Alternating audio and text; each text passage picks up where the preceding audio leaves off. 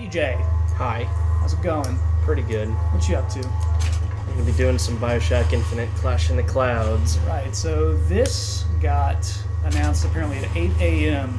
this morning, along with the other two downloadable content packs that we've been waiting for so long to hear about. Pretty freaking early. I mean, Yeah, you know, it's both a good and a bad thing when developers do this, because it's like, oh great, there's something new I have to do today. But on the other hand, if you're like me, you already traded in your Bioshock Infinite game yesterday. okay. So We'll get into the nitty-gritty of what's going on with all the DLCs in a bit, but first, I've done a little bit of this on my own already, so to start with, you get your magnets, shield, and your... hold on, I'm going to set up your controller for sensitivity.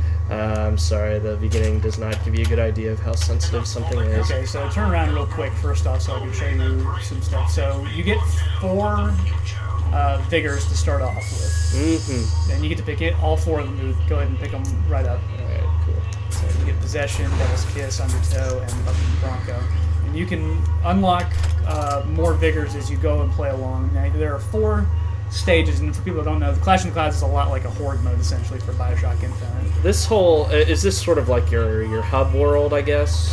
It's the starting hub, so you can look at leaderboards right now, which is about the only form of competitiveness for this right now, is based on score for the 4 maps and overall. So I'll be able to compare my leaderboards to yours. And to start with, there's only 1 map, and you actually use money carried over from the rounds to unlock more and more maps.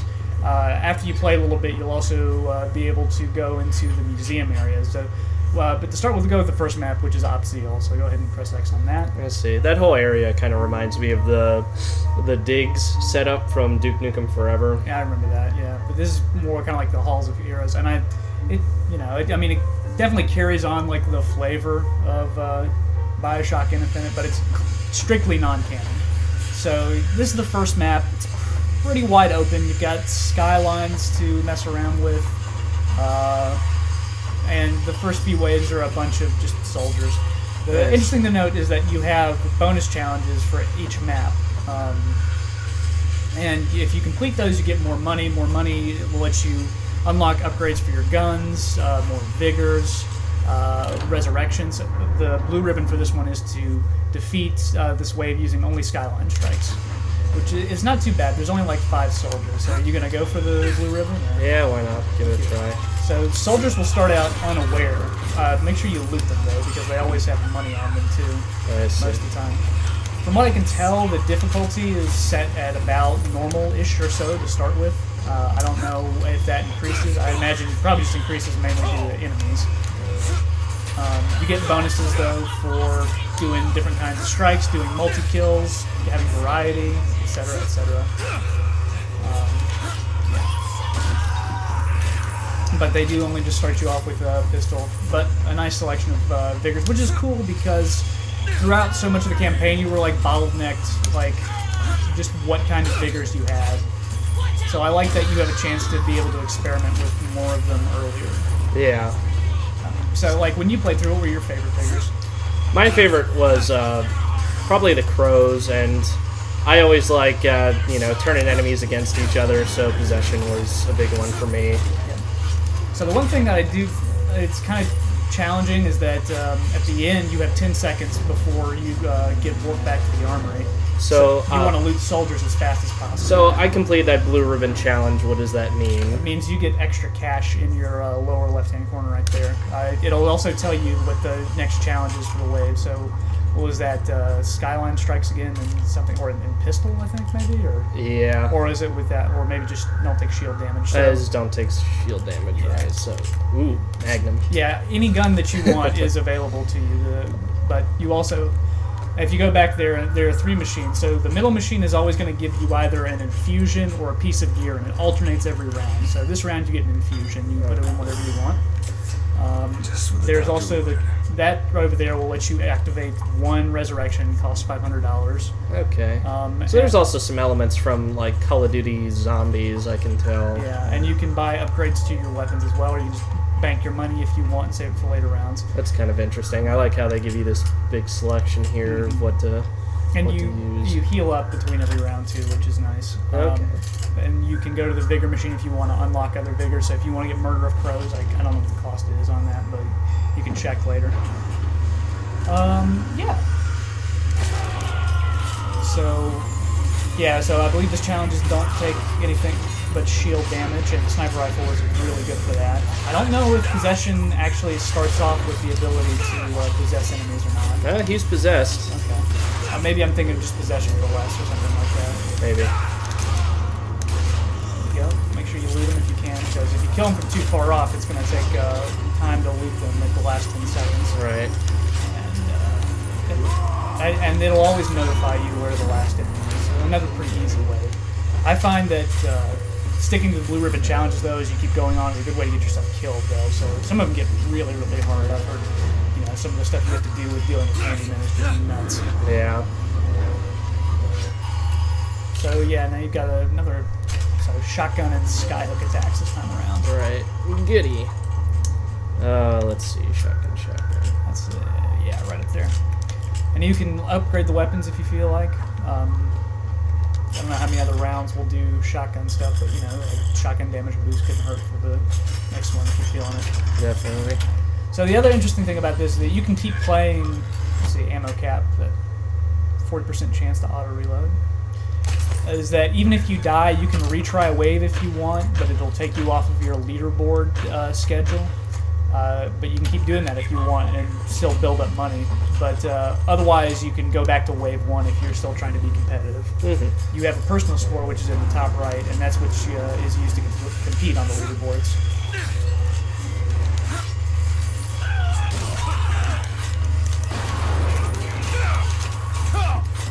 I still hate that looting mechanic. I really wish you could just get the stuff by walking over it. Yeah, there was a reviewer that, I think it was Aaron Signal, who pointed out that it is very tough during a hectic gunfight. Yeah, it's one thing in Bioshock 1. It was the combat was much slower paced, but in a game like this where you're jumping off of skyhooks and you need to get out of the line of fire as quickly as you can, looking down and mashing X really isn't a good way to do that.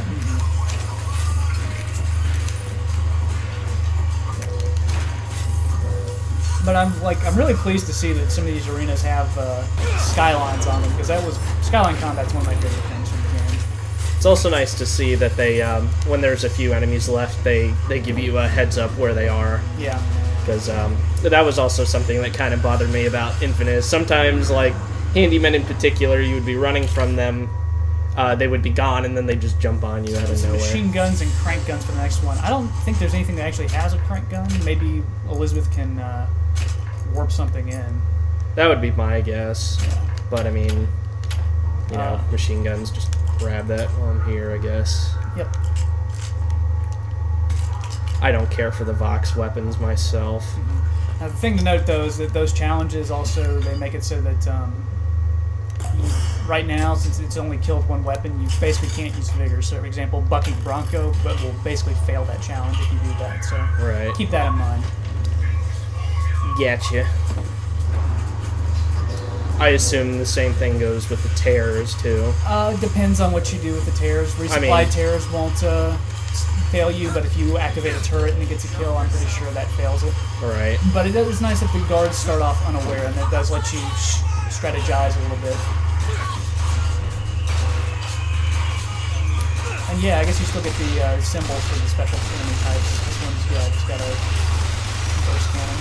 So what happens if you die in this? It's start all over? It's your choice of 3 options. Either you can start all over, you can keep going and go off the leaderboards, or you can just go to the museum.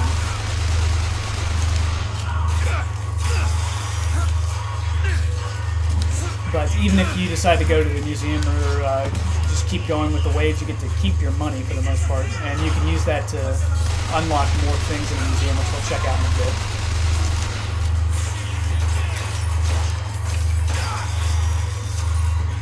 Something I still have never gotten used to, at least from the main game, is that yellow shield breaking. I don't really like that as a visual indicator. It's a little bit too... Yeah, it does kind of, obstruct your vision. Yeah, if I'm going to nitpick. So, you're gonna I say at this point, it might, Oh, hey, there we go. looks like the repeaters or burst guns. That's not what I need. Yeah, you're gonna probably just have to go out on the challenge. No way, never. Keep looking. Yeah, keep looking. There you go. Good job.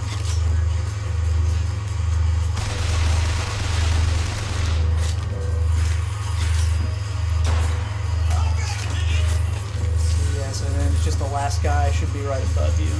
Make sure you don't skylight strike him by accident. And good job. Yeah. Yeah, you got a hefty amount of cash now. Yeah.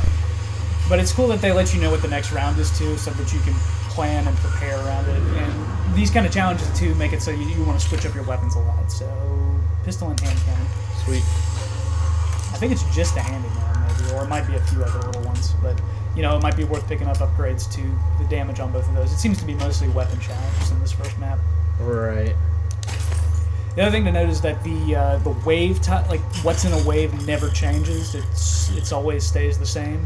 Well, I tell you, these challenges with only using certain guns, it definitely gives you motive now to actually buy these upgrades. Because when I was actually playing through the game, because I was just switching weapons out so much, I just never saw the point really in upgrading these pistols. In Bioshock 1, it's a bit different because each of them is they're permanent. Yeah. I mean, for me, I stuck to a few weapons, mostly non-Vox weapons, and I upgraded a few, but it was mostly Vigors for me. Plus, the Vigors were way more expensive. Yeah. Seemed like you wanted to save your money for those. I mean, it varied. Like, I started with Possession really early, and I stuck with that for the most part. But yeah, this is going to be pretty tough to deal with. I think, yeah, he's in the middle right there, but you can... Oh, Lord. I mean, you would say you can take the skyline around a little bit, though, if you want to find a better plan of attack, or you can just shoot him. And you'll be able, like I said, that symbol, since he's the only guy on the map, you'll be able to keep track. You just have to watch out when he decides to shock the lines. You're doing pretty good, though. Hit the heart hooker!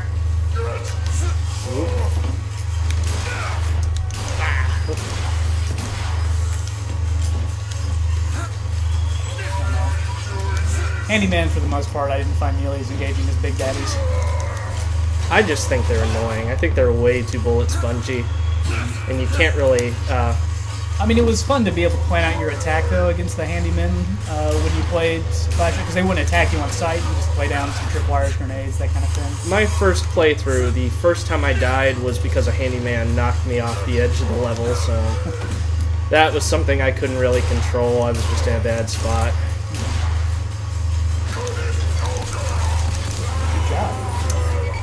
Yeah, it's easy. Demonic monies. Good amount of cash there, too, though. Oh, yeah. And we'll keep going for a little bit more, and then we'll check out the museum. Defeat without picking up weapons or looting corpses. That's easy. So just pick your two best guns, and maybe some Vigors if you want. So what is the furthest you have gotten on this? Oh, I've only played through a few waves, honestly. One of the Blue Ribbon challenges actually got me, and I decided to give it a break and check out the museum. So I've actually been spending most of the day starting up my 1999 playthrough because now's a good time to buy the season pass. That's pretty good. I thought that the main game didn't have a whole lot of replayability once you beat the story, but I could definitely see this, being pretty addicting. But like you and I talked about with Halo and Gears, it's kind of hard to mess up horde mode. I think so, anyways. But they talk about not adding random elements so that you can catch out. So that you can almost sort of speed run it. It makes people that are going on the leaderboards a bit more fair if you know what's coming up, as opposed to like random sort of chaotic kind of stuff. Yeah. Might decrease the replayability for some, but also make it more competitive for others. There you go.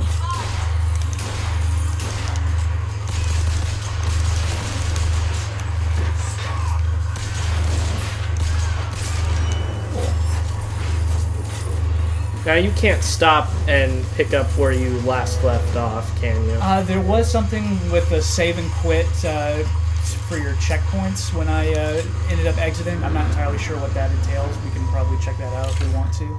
Defeat all the zoomable weapons when they are zoomed. That's a bit tougher. I feel like, well, these are kind of creative. So if you want, let's go ahead and take a break, and we'll take a look at. We can spend some of the money that you've actually accrued and unlock some of the stuff. Still, pretty good job getting all 6 blue ribbons though for what you did. Yeah. That definitely adds an extra layer of challenge. People would find the combat way too easy. So this is the other half of this $5 DLC, is that you have this archaeological society in Colombia that basically just lets you unlock character models, some concepts art, even some audition stuff. So you're going to go down this way. And through these doors up here. And it's going to start out pretty empty, obviously. But these kinetoscopes all are basically videos. Oh, I see. That's interesting. I thought, You have some of the cover songs that people really like so much from the game. yeah, okay. That's, There's some voxophones as well. tainted love. There's also character models that you can unlock. So in the center is, Songbird. There's 4 Elizabeth models on the other side. That is really neat. Yep. So this gives you like some progression stuff to do with the cash out of the game. Yeah, and this in particular is what I was talking about with the Duke Nukem Forever, sort of the digs.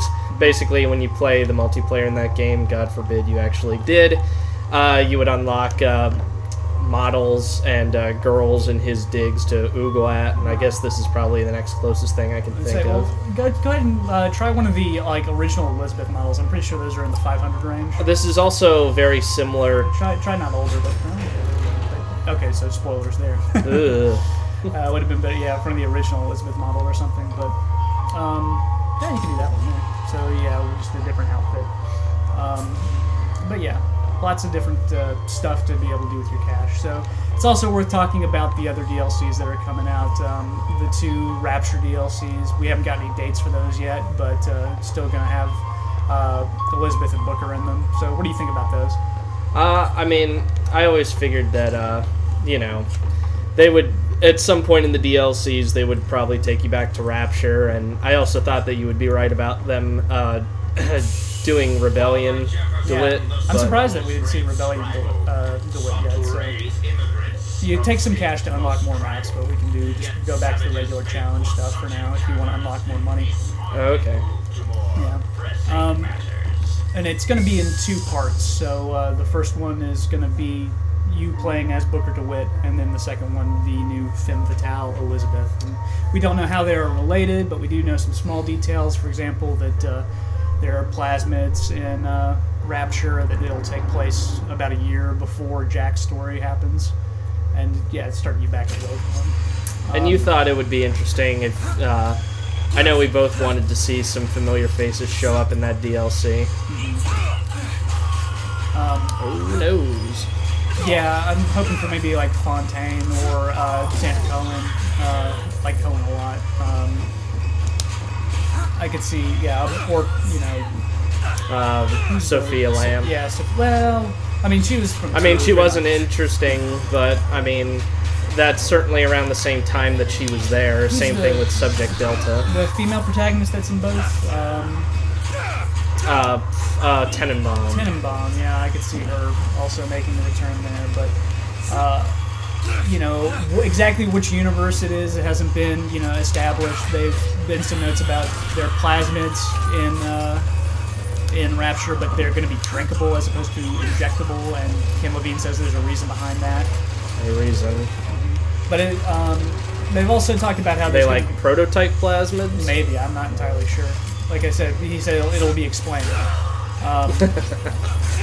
There's a since it's split into 2, he's talked about the playstyles for the 2 characters to be different. Now Booker will be very similar to how he is in Infinite, but how Elizabeth, for example, is actually going to be a little bit more fragile and tactical. She'll have to rely more on do things like trap plasmids and whatnot.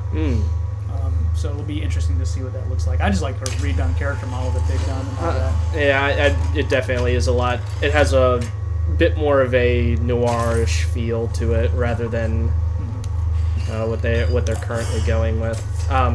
I also would like to see her become a bit more prominent, or at least do something different in combat rather than just toss you stuff or open tears. I definitely think that could be interesting. Yeah, it is. I mean, it's good that they include her here, like, in this, because she is definitely an element of the combat. Yeah, you can take a sniper rifle off the wall there, for example, and having her around to be able to pick up that weapon is nice. But yeah, so this is out right now for $4.99. The 2 DLCs, I believe, are also going to be $10 a piece. If you buy the season pass, though, you're essentially saving $5. The season pass is $20. You also get the extra infusions and gear that are for the main game, which are really helpful for 1999 mode. I've started 1999 mode right now, and yeah, just that early advantage in health and salts is definitely useful. So yeah, what do you think so far from what you played? I think it's pretty fun. I mean, it's horde mode, take it or leave it. But yeah, I would definitely say if you want to get back into this game, you really like the combat, and you just want something to occupy your time and test your skills, like my mad skills. Yeah, I'd say it's worth it. Cool. Yeah. So yeah, for $5, I'd definitely say so too. I've enjoyed what I've played, and I can't wait to unlock some more of that concept stuff. Yeah.